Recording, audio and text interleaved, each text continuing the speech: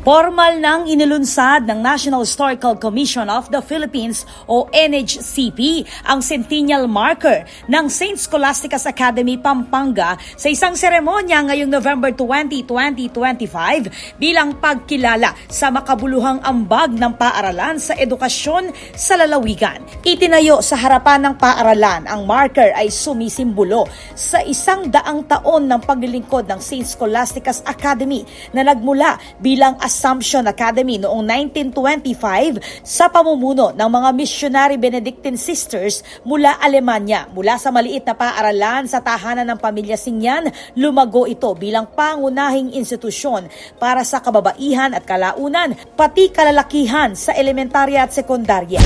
Ay talaga pong pakay namin sa buong bansa na lagyan ng panandang pagkasaysayan yung mga mahalagang lugar sa ating sa buong bansa po. So, isa itong St.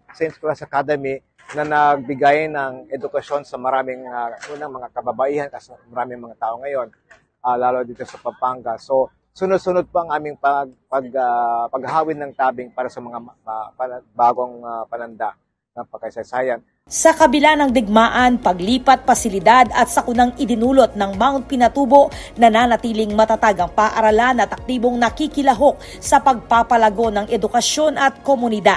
Ako po talagang lubos na nagpapasalamat na nirecognize po ng National Historical Commission yung contribution po ng aming eskwelahan sa kasaysayan ng Pampanga. Dahil po, hindi lang ito naging educational institution, naging hospital po ito noong panahon ng Hapon. Pero po yung ginawa ng National Historical Commission, nabigyan kami ng plaka na kine-commemorate po yung aming contribution ng eskwelahan namin sa kasaysayan at sa kalusugan at sa lahat sa karunungan ng mga tiga Pampanga.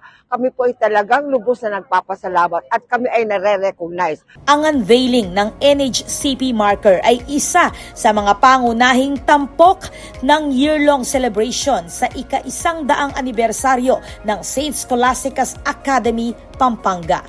Ako po, Patricia Mamangon para King News Force, Pampanga. Balitang Tutu, King Balen, Susuyo.